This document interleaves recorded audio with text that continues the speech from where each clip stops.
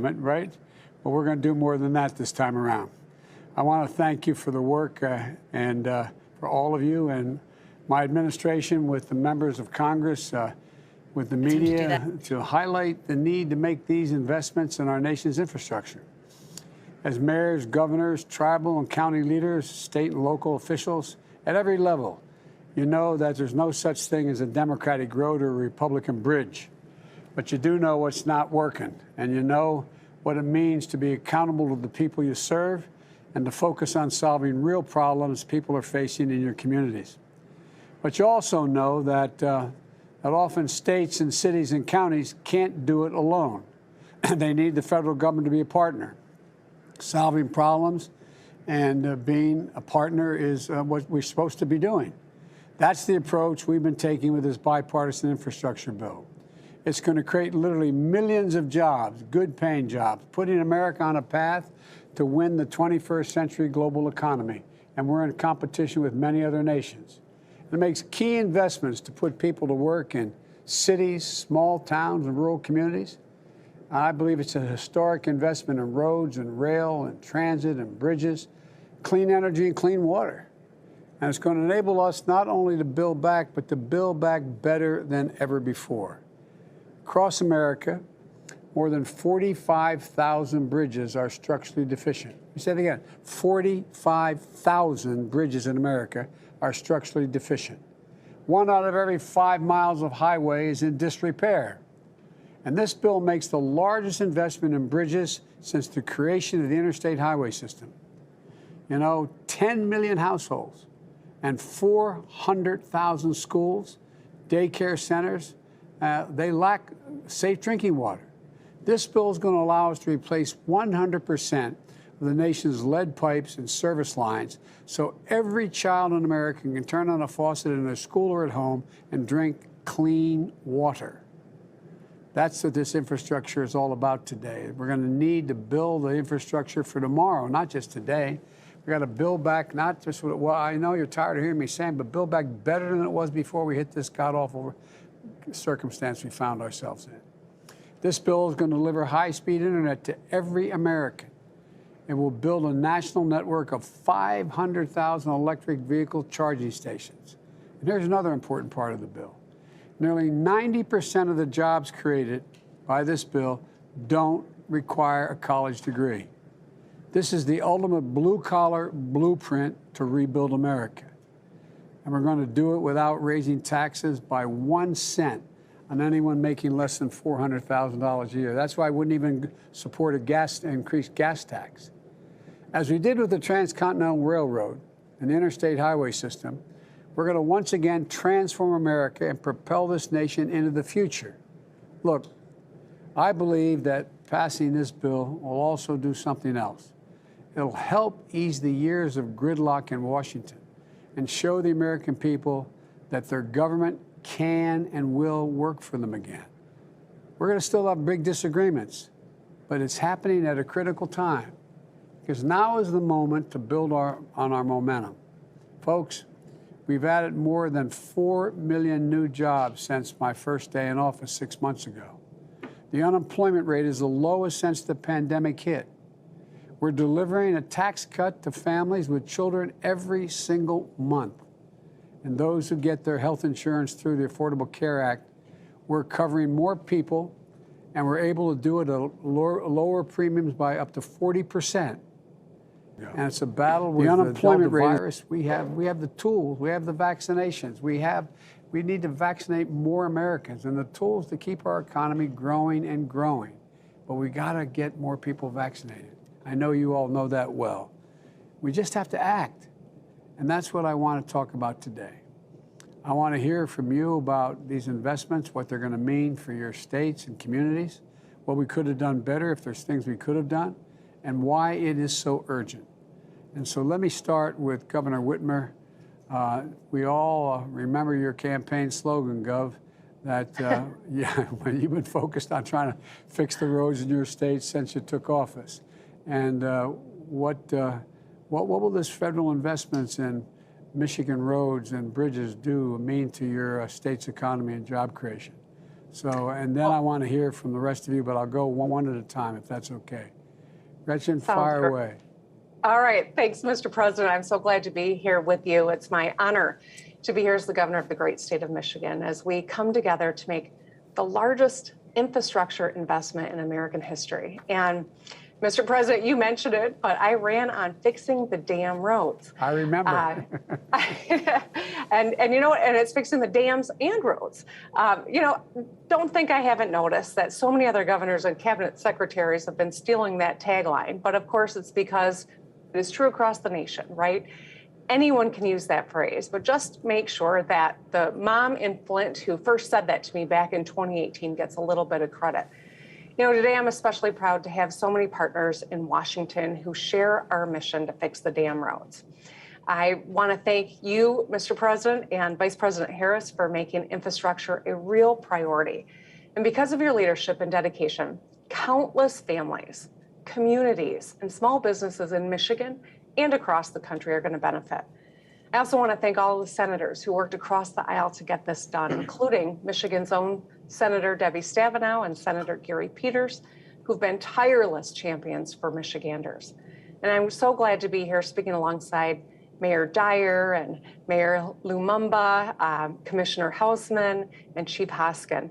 This diverse group shows just how wide-ranging an impact that this bill is going to have.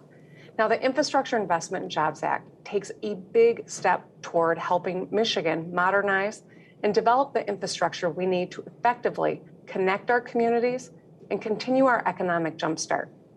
The bold package is going to create millions of good-paying jobs, fix our crumbling roads and bridges, help us build a clean, resilient energy grid, bolster public transportation, deliver clean drinking water to millions of families, and ensure every home has access to high-speed internet, which we know after the last year and a half is just truly a foundational and fundamental need. This landmark bill is going to be a game changer for us here in Michigan. We're estimated to receive $7.26 billion for roads and bridges here. That's $7.26 billion we can use to restore and rebuild our crumbling roads and bridges, saving drivers and small businesses money and time. That's $7.26 billion to make commutes or the drive to school, road trips up north, safer and smoother. The bill will also build out a national network of electric vehicle charging stations, helping Michigan's iconic auto industry turbocharge its transition to electric and continue leading the future of mobility. So that F-150 that you drove in Dearborn, Mr. President, or I know the GM truck you drove the other day, that's how we need to have this infrastructure so that we can lead the world in advanced mobility. So this is a much needed investment in moving us towards an electric future, and it may be the momentum we need for bigger investments in the future. Now, our Senators Stabenow and Peters spearheaded a record $1 billion investment in the Great Lakes Restoration Initiative. Yeah. It'll help us clean up and restore the beautiful freshwater lakes and preserve our picturesque peninsulas.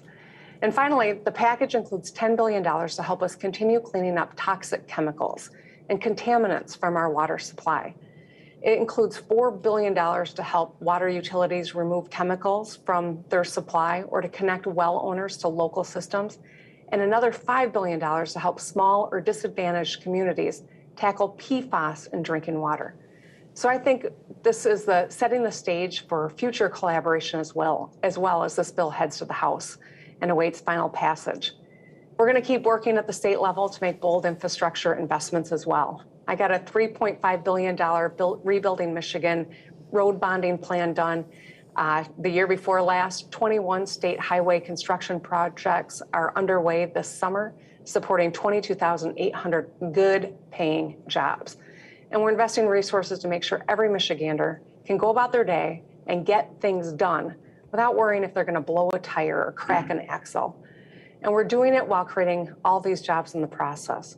So the economic and job creating potential of this Infrastructure and Jobs Act is huge. It's a big deal, as you would say.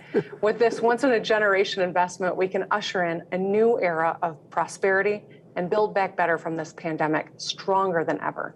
So I'm grateful for your leadership, Mr. President. I'm excited about the prospect of this and what it's going to mean for every American, and not some, not a few, but every one of us will benefit when we get this done. And I'm so glad to be with you today. Well, thank you. And by the way, you know, I think sort of breaking through this first big barrier in a bipartisan way, I really believe it doesn't make everything easy, but it does have a way, it has an effect on other things. I noticed you mentioned I had the 3 presidents of the 3 major American automobile companies, the UAW, and all the auto workers in my backyard here at the White House with their electric vehicles.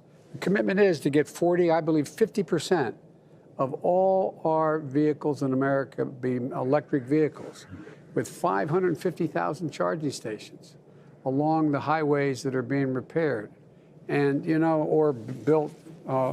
And, you know, that means for Michigan, if I'm looking at my notes here, you're going to receive $110 million for the expansion of EV charging networks.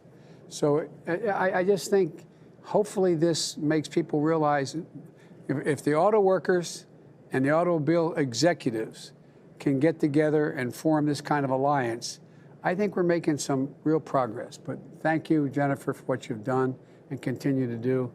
And Mr. Mayor, Jerry, I don't want to get you in trouble out in Fresno, California, for letting you know I actually like your Republicans. But you've done a hell of a job. I'm anxious to hear about your electric buses later. But anyway, the floor is yours, Jerry. Thank you, Mr. President, for your leadership on this critical infrastructure package. You know, there are really many things to like about this infrastructure bill, beginning with bipartisan support. That always makes it easier on us at the local level, as you mentioned. And the last time I checked, both Republican and Democrats alike travel on our roadways and cross our bridges, use mass transit, and breathe the same air. So unfortunately, Fresno, along with Los Angeles, our neighbors to the south, have some of the worst air quality in the nation, which is why we're focused on transitioning to clean air buses in Fresno, as you mentioned. In fact, we rolled out our first 2 electric buses last week, thanks to a Federal Transportation Administration grant. Thank you, Mr. President, to your administration. And this bill, I believe, will accelerate those efforts here in Fresno. Second, as you know, Fresno is ground zero for California's high-speed rail efforts. And I'm proud to say that Fresno will be a host to the nation's first high-speed rail station right here in downtown Fresno. And so federal assistance is vital in order to complete this project. And I'm hopeful that this infrastructure bill will provide that financial support to us here in Fresno. And Fresno, like many cities, is in the midst of airport expansion with the addition of a new terminal at our Fresno Yosemite International Airport this coming year. And certainly this bill has the potential to expedite our airport expansion as well. And with the changing climate and drought conditions in California, we are facing on a weekly basis life-threatening wildfires that not only put our power grid in danger locally, but our firefighters as well. And this bill will strengthen our power grid by investing in it, which is vital in our region. And it's very important that we do so in order to avoid some of the rolling blackouts that we experience here in Fresno as a matter of routine. And lastly, unfortunately, and I'm not proud of this, but Fresno is number 2 in poverty in the state of California. We have a very poor valley, very poor region. Most of our jobs historically have been agricultural centric, although that is changing. And this infrastructure bill will create good, paying, meaningful jobs, which are desperately needed in Fresno and throughout our region. and allow us to build upon those agricultural jobs that we've been relying upon. So I'm pretty sure that's where Oreo Express is located, in Fresno, California. Republican, I am very grateful for your leadership, Mr. President, on this infrastructure package, making it a priority with your administration, considering or taking into consideration input from state and local jurisdictions, as well as working diligently to pursue that bipartisan support. So thank you again, and we are here to assist and take advantage of that funding. Jared, thank you, Mr. Mayor. Look, I'm not being solicitous, but we kind of had Fresno in mind. I'm not joking, because the air quality, the where you sit, how tough it is for you there. And you know, all the things you mentioned have an impact, are going to allow you to have an impact on air quality. You know me because you're aware of it. I'm a big rail guy. We have more money in this area for high-speed rail than all the money we spent on setting up Amtrak. This is a gigantic investment. And you know as well as I do, when people can take a train from point A to point B, conveniently and faster than you can drive your vehicle, they take the train. We're talking about electric. We're talking about electric. We're not talking about diesels. We're talking about electric. And we're talking about being able to transform and impact on the air quality in your area because of the geographic location and the spot you're in. Also, with regard to the power grid, you know, you have seen more than most people in California. You've seen the impact that weather has on not being able to sustain the security of the power grid. His son's a big rail guy too. He'd be taking rails on the nightly. Money in here, a lot of money in here for making sure we can take care of the lines that carry the electricity, the lines that move it along.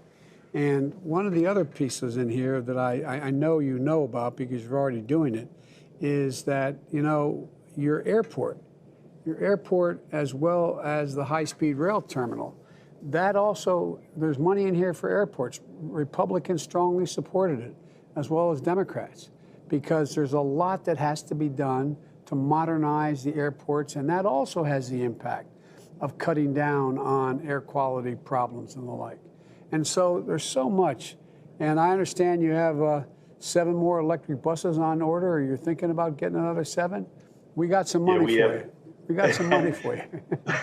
Well, thank you, Mr. President. We actually have 7 more that are going to be coming online in 2022. So, and if you want to send us more, we'll take them. Well, by the way, it is really a big, big deal. And one of the things we're doing is we have provisions that we're trying to encourage the American manufacturers to actually generate and build the platforms for these electric buses. I was in Carolina looking at a factory where they're making not only school buses, but also you know, the regular transit systems that are electric based. It's phenomenal what's going on, but we have to make sure we have all the, you know, access to the various pieces of materials and minerals we need to produce them. But it's a big deal. So I'm going to be coming back to you and all of you to get help on making sure we continue to make these investments, because I view this as just starting, not the end. But this is gonna play out over the next 8 years, these investments. It's a lot of money.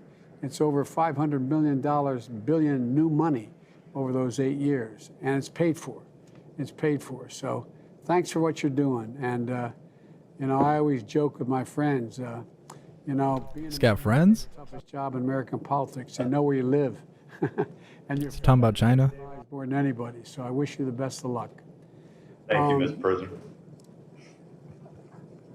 Mayor Lumumba from Jackson, Mississippi. How you doing, pal? Good to see you again. Thanks for being so nice to my wife. Thank you, Mr. President. It's a pleasure to join you. It's a pleasure to join all of the amazing people on this call today. I want to express my gratitude not only to your administration, but towards the bipartisan effort that has led to this bill passing the Senate. I want to thank Senator Roger Wicker from Mississippi. He stepped up. Who stepped up and supported this effort. Mr. President, as you are well aware, the residents of Jackson, who I have the honor to serve, are greater than the sum of their challenges, and the city of Jackson is greater than the sum of its challenges. with amazing people, and with a city which is pregnant with possibilities. But we do have real challenges which were reflected in our February storms, the consecutive storms that we faced that completely debilitated our water distribution system.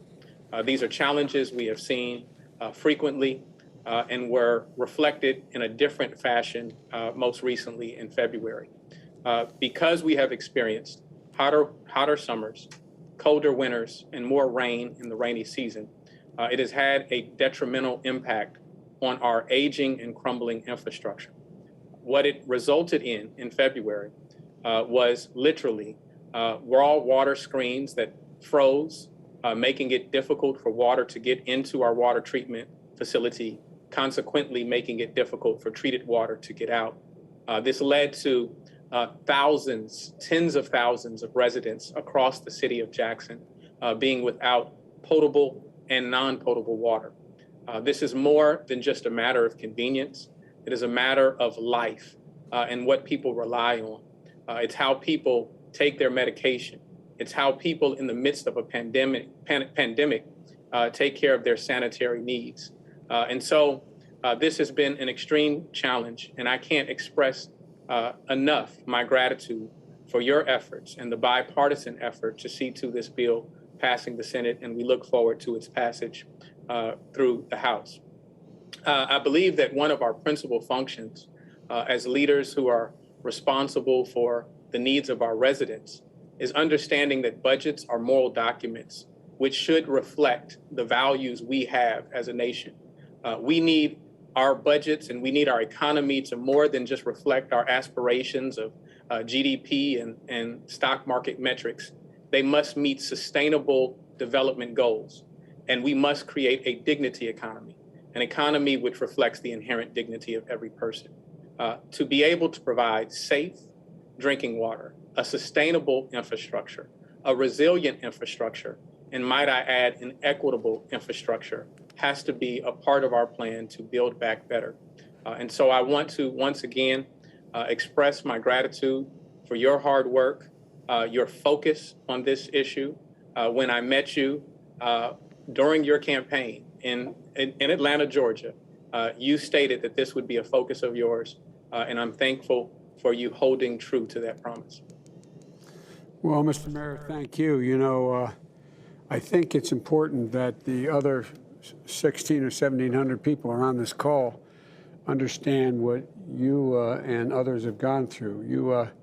You found yourself in a position in terms of water where it's estimated by our team that over the next 20 years, Mississippi drinking water infrastructure is going to require $4.8 billion in additional funding.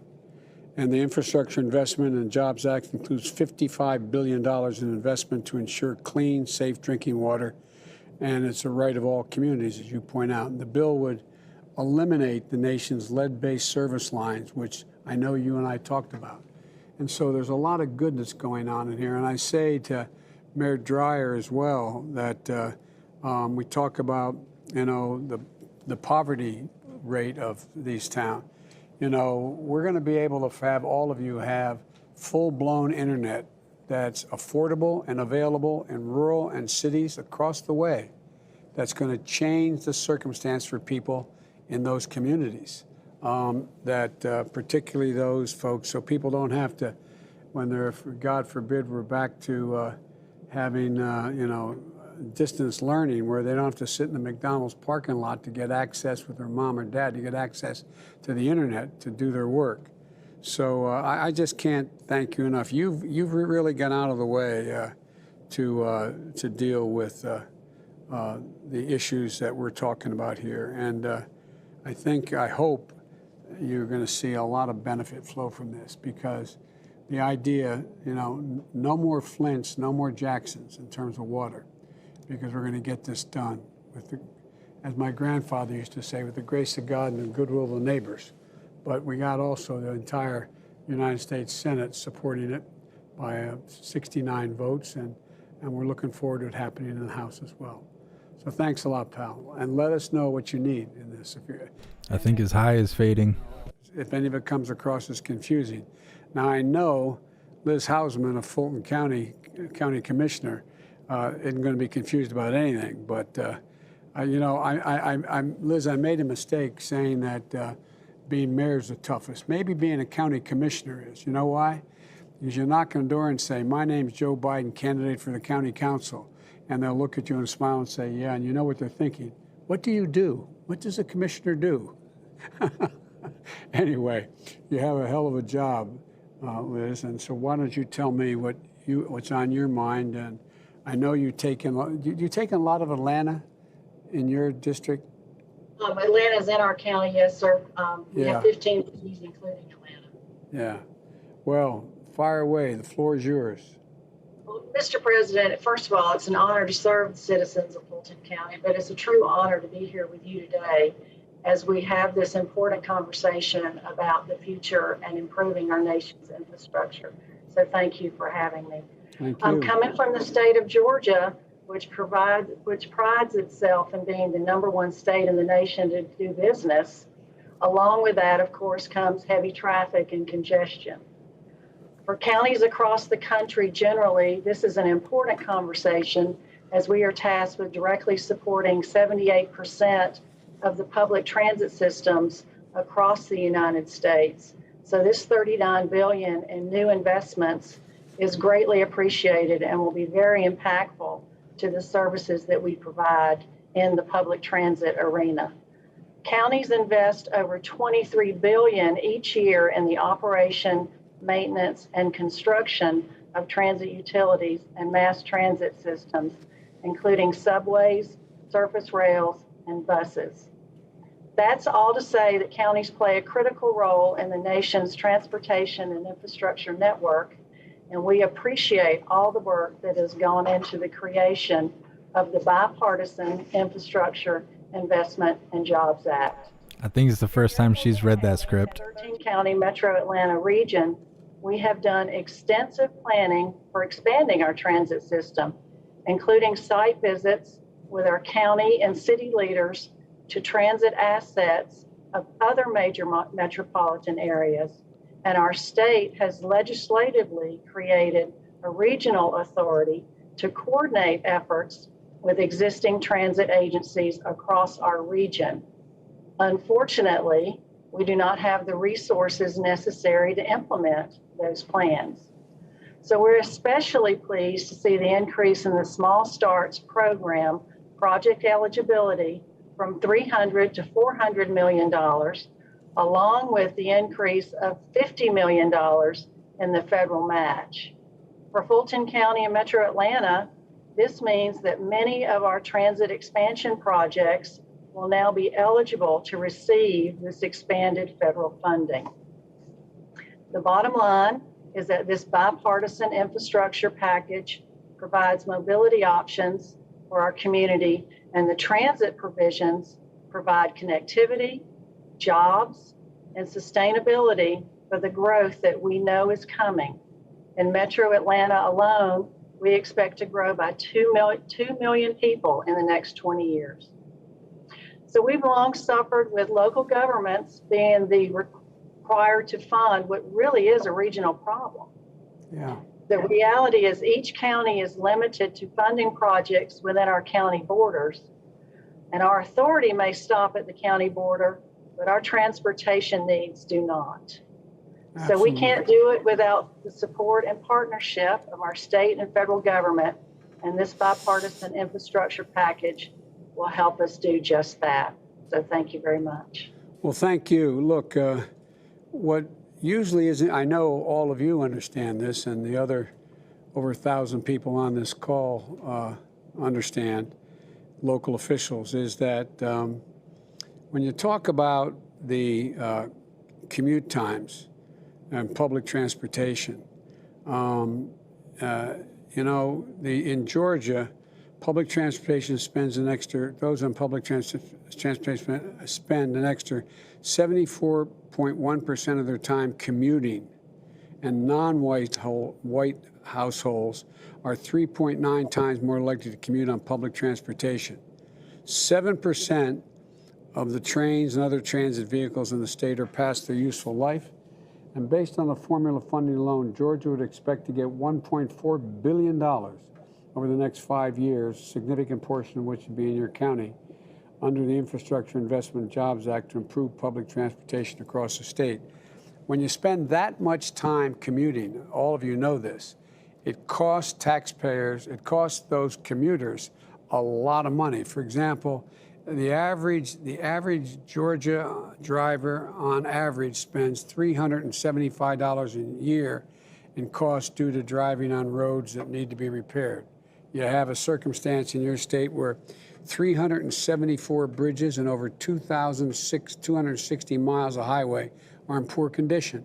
So it all comes down to being able to move and move without creating additional pollution and generating the ability to move safely and do it in a way that will significantly increase business opportunities and the like. So having been a county official myself, I know that it's hard to convince people that because you overlap cities and towns and the like, that it all affects you. You don't have it all. So thank you for your support, and I think it's going to be very helpful, I hope.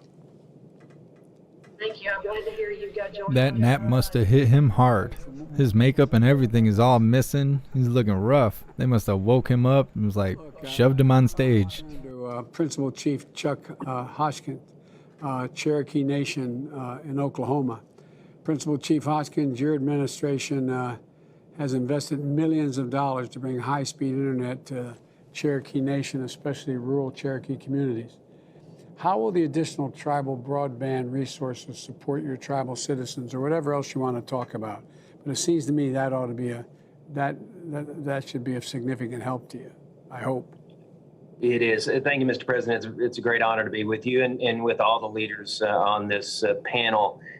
This bill is important for the country, but I want you to know that the bill is important to me because you didn't forget Indian country. This bill overall has more than $11 billion in investment in Indian country. That is historic, potentially transformational investment for tribes across this country. That's very important. Indian nations across this country working as sovereigns to sovereigns with the United States. For us, broadband is a high priority. You know, no Cherokee kid ought to be going to school without access to high-speed internet. No elder ought to lack access to the kind of telemedicine that we're making available to our people because they live in an area without connectivity. The entrepreneurs that we know are out there in some of our little communities and our bigger communities, they shouldn't miss opportunities to develop because they live in an area where they can't connect with the rest of the world. Cherokee families ought to be able to connect just like anyone else. And connectivity and broadband is important for the country. In Indian country, the problem is particularly difficult, and the rural parts of Indian country in particular. So we're dealing with that at Cherokee Nation. We've already, as you indicated, have invested heavily into that cause for the reasons that I mentioned. But there's another reason, which is that if a lot of these small communities in these rural areas wither on the vine because they don't have broadband and a chance to succeed in the new economy, that means Cherokee lifeways and culture and our language withers on the vine, and we can't let that happen. So this is an important moment for the Cherokee Nation. During COVID, what we found is what we already were concerned about, which is that when you have a lack of high-speed internet and you have the worst public health crisis in living memory, and students are having to change the way they learn, and elders are having to be more isolated, families are having to socially distance from their fellow Cherokees, we know that it's more important than ever to stay connected. And what we found, we used a Department of Interior grant, and we found that 35 of our communities lacked connectivity, but we went right to work to stand up hotspots in those communities. We issued 11,000 hotspots to students and other Cherokees who needed them just to get us through. That was important. It was a significant investment, but it really is a drop in the bucket, Mr. President, of what we need as we went out and visited with these families. So we are applying for the Tribal Broadband Connectivity Grant through the United States Department of Commerce, the National Telecommunications and Information Administration. What this bill does is it injects $2 billion, more dollars into that program. It extends the life of the program by 4 years. That's going to let tribes like the Cherokee Nation that are already working on this to grab those dollars and put them immediately to work to scale up what I'm talking about. So those communities where we put up hotspots, we'll build out the infrastructure needed to make permanent connectivity in those communities. We'll make sure that those kids and those elders stay connected. And the other thing that your administration has done is its commitment to working and consulting in a meaningful manner with tribal nations. And that's why we have confidence when we work with your Department of Commerce that we can tailor these programs in a way that's flexible, that reflects what we need in our rural communities, in our Cherokee communities. We have great confidence in that. So it's as much about the respect as it is about the dollars. But the dollars, of course, are indispensable, and they are plentiful in this bill. We recently visited, Mr. President, an elderly family, some Cherokee elders that are fluent Cherokee speakers. They live in a little community called Bellefonte. They had told us that they actually didn't go to their telemedicine appointments during COVID when we had to keep our health facilities limited in terms of access because they didn't have connectivity. And we didn't know it. So we partnered with Starlink, and we have high-speed internet to their home. And so our Deputy Chief, Brian Warner, and I got on a virtual conference with them. They said they'd only seen something like that on TV. They never thought they would do it. It's opening up an entire world to them. And what it told me, Mr. President, and what I think it tells a lot of tribal leaders is that we have a chance to get a foothold in the economy for our people. But this is very important. Those are fluent Cherokee speakers. If we don't succeed right now in connecting elders to kids, connecting schools, connecting healthcare, we will lose something that's irreplaceable. It's more irreplaceable than the economic development that we know this bill will generate. It's more important than anything, and that is Cherokee language and culture. When we look back, Mr. President, generations from now and know that we saved it, know that Cherokee language is thriving and that our economy is doing good and that our reservation is a place where there's prosperity, we're going to look back at this moment and we're going to see that we had this opportunity to make transformational change. We couldn't have done it without our federal partners. We're certainly proud of our leadership. We couldn't do it without this bill, I'm confident. And you have my great appreciation and admiration for that. Well, you have my appreciation. You don't owe me anything or nothing to appreciate. This is what we used to do when I first got to the Senate. We actually Internet is great and all, but and they're on some stuff. These kids are goofing off on TikTok. They're not worried about communicating and doing all this, that, and the other.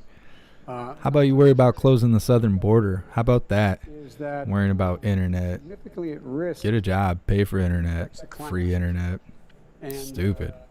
Infrastructure investments that we're talking about here is going to invest in everything from forest management to helping communities build resilience to wildfires and floods and everything from elevating buildings to roads to bridges, because we have to build back to where we know the minimum requirements are now, and we got to do it better. You can't build back to what it used to be. You used to be able to build back a road to what it was before it got flooded out. You can't do that anymore because the climate has changed so significantly already, and so you have to elevate. You have to move. You see what's happening on, at least in the East Coast, from Florida up to where I live, in Delaware and beyond, along the coast. You see the effects of the rising seas and buildings literally sinking or tilting and losing their ability to stand. I mean, it's a big deal, the things that are changing. And I think it's particularly, important in tribal lands, elevating buildings, roads, bridges, winterizing the power grid and the like. And so there's a lot to do that benefits everybody. One of the points I want to make, and I'll get off my soapbox here, but, my observation of my years in public life have been that when ordinary folks do well, everybody does well. Everybody does well. It's because we're the bottom of the food chain. That's why. The upper middle class do very well. The middle class, I mean it sincerely. When it works from the middle out and the bottom up, everybody does well. And there's all kinds of studies from the great universities in your states demonstrating that that is the case. And so this is what this is about. And I think we have a real chance to deliver everything from clean drinking water to access to internets to roads that are not congested to dealing with the. I was up in, I think it was Wisconsin, and I was talking to a group of folks in a factory, and then I spoke afterwards, and they showed me around, and there were about a couple hundred people. And in front of me in this factory floor were the elected officials, the governor and other folks, and to my right were all the folks, both the hourly workers and the management. And I talked about this having safety provisions in it. And they all looked at me like, what the hell does that mean? And I said, I bet every one of you can name for me the intersections in your town and your city where the highest accident rate is, where the most pedestrians are hit, where bicyclists get killed, where there's accidents. And unison, not a joke. If there were 120 people there, 100 of them started shaking their heads. Yeah, we know. This does a lot of practical things. A lot of practical things to change the environment that people live in. So, and there's a lot more to do, I know, and we still have to get it through the House and get things moving. But I want to thank you all for your time, your insight, and your continued leadership. And I want to thank you for, we're closer than we've ever been in a long time to making a once-in-a-generation investment. You know, this total investment in roads and highways is bigger than we did in Eisenhower's, interstate highway system. You know, this is the only analogies out there, and the vote to get it are similar. We started off with, the Erie Canal. We started off with moving people west. We started off the Intercontinental Railroad in the late 1800s. All kidding aside, we linked the coast. Then we came along and we had all the way up to Eisenhower's interstate highway system, which literally changed the way Americans live, changed the way we live and the way we've developed.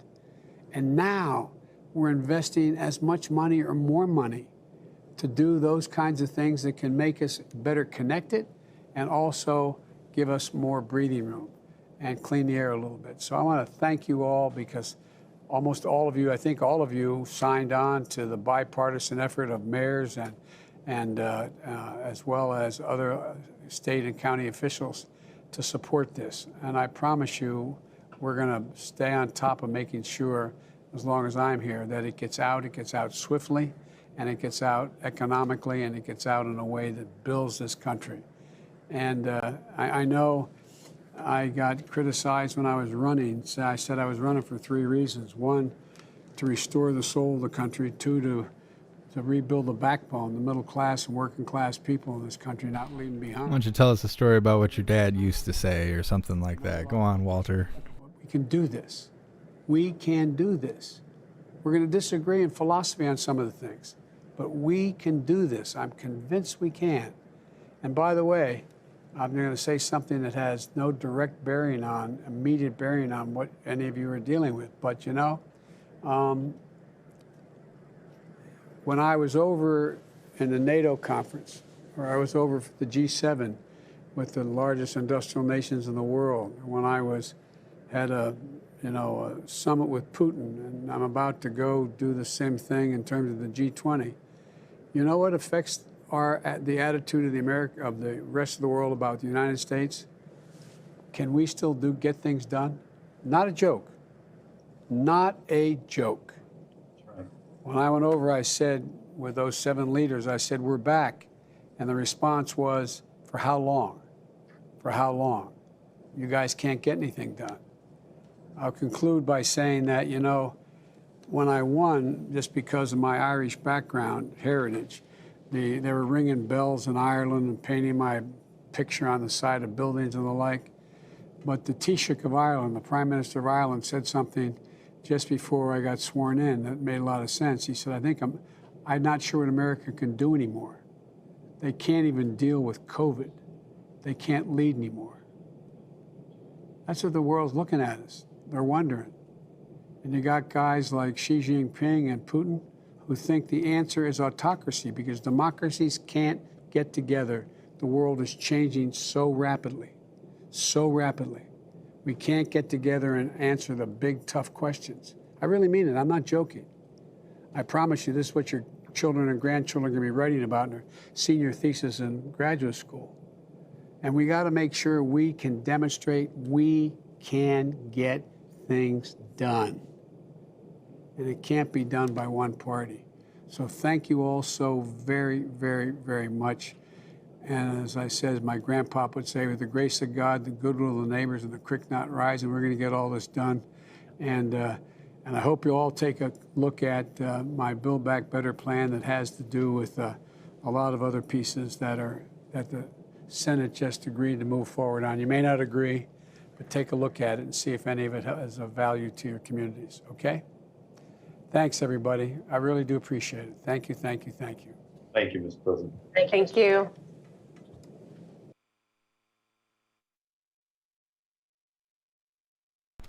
Just a second, everyone.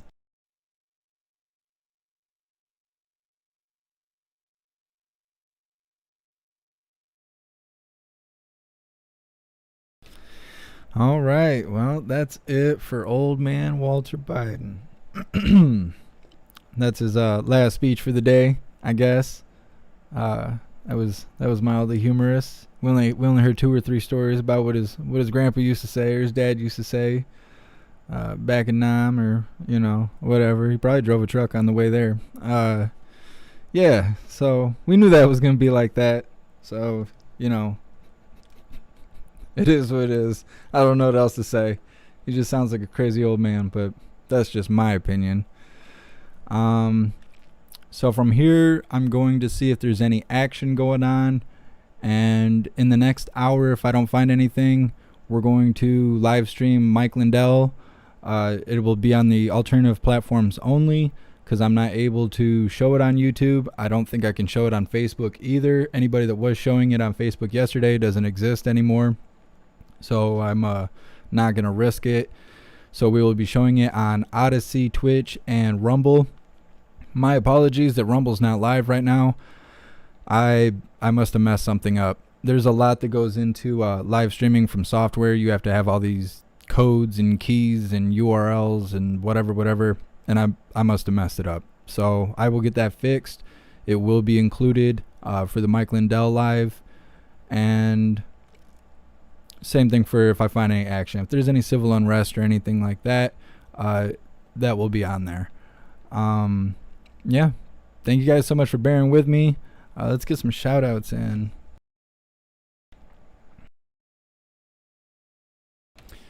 Thank you so much, Dank, Ted, and Mark Hill, for all your donations and your support. I really appreciate you guys. And thank you guys so much for being here and listening to Old Man Walter stammer on. It's always humorous.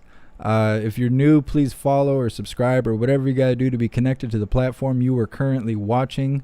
That way you'll be, well, I don't know if you'll necessarily be notified, but you could be notified every time we go live. If you want to make sure that you are notified every time we go live, join the Discord. The Discord is a free app you download on your phone. You come to any of my live streams. In the description, you will find the link for the Discord. It'll take you to the server. Follow a few simple steps. You'll be greeted with an automated message letting you know that you've done all you need to do in order to receive notifications for when and where we are live. I'm going to take a look around and see what I can find, and if I don't find anything in the next hour, we will be going live with Mike Lindell and all the truth he has to show. It is eye-opening to a lot of people. So for those of you that keep asking me, how do you inform your son or your siblings or your family, your friends, you go ahead and send them the link. They watch that Mike Lindell stuff, they'll have to turn it off because it's undisputable. It's undisputable. So definitely consider that. So I'll see what's going on, and I will see you guys in a little bit. Thank you so much for being here. I'll see you on the next live. Until then, stand tall, shine bright, and that's a wrap.